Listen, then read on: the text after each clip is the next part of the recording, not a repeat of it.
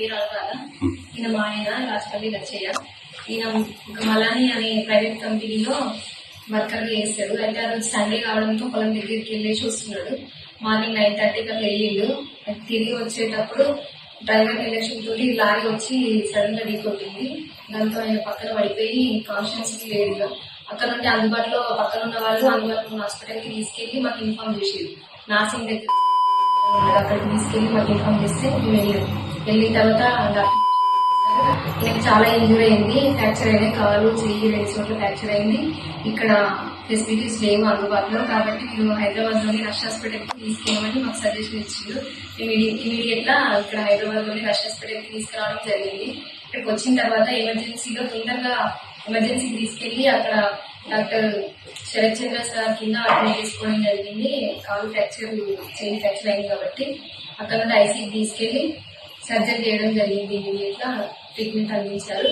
అలాగే లంగ్స్ లో ప్రాబ్లం ఉందనేసి కూడా Vinay sir, doctor Vinay Raj sir దగ్గర ఉంటే ఆయన క్రిటికల్ కేర్ సార్, ఆయన కూడా ఐసీయూలో 2 days ట్రీట్మెంట్ అందించారు. దానివల్ల ఇప్పుడు పర్లేదు సార్. సర్జరీ బాగానే జరిగింది, సర్జరీ కూడా సక్సెస్ఫుల్ అయింది. లంగ్స్ ప్రాబ్లం కూడా సార్ మాకు సజెషన్ ఇచ్చిండు, ట్రీట్మెంట్ అందించడం జరిగింది. దానివల్ల ఇప్పుడు చాలా వరకు 90% కోలుకున్నాడు సార్. కాలు చేయి మాత్రం కొంచెం టైం పడుతుంది కాబట్టి అది కూడా ఆల్మోస్ట్ సర్జరీ బాగానే అయింది. అది కొంచెం టైం పడుతుంది కాబట్టి ఇంటికి వెళ్ళిన తర్వాత ఈయన అసలు మేము తీసుకొచ్చినప్పుడు అక్కడ నుంచి తీసుకొస్తున్నప్పుడు ఈయన మీద అసలు మాకు నమ్మకం లేకుండా, ఎందుకంటే ఆల్మోస్ట్ చనిపోయింది అనుకున్న వ్యక్తి ఇక్కడికి వచ్చిన తర్వాత డాక్టర్లు చాలా సహకరించారు. వాళ్ళు చేయగానే మాకు ఇప్పుడు ఉండడం జరిగింది.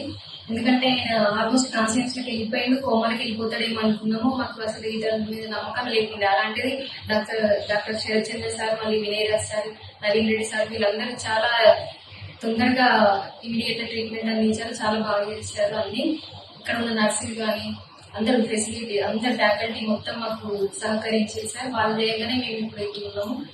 చాలా బాగా ట్రీట్మెంట్ అందించారు. ఎక్కడ ఏం ఇబ్బంది పెట్టలేదు.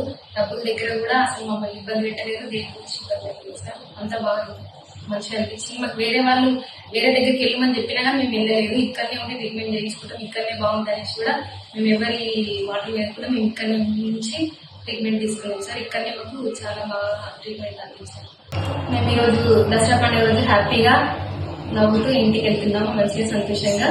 Thank you rush hospital.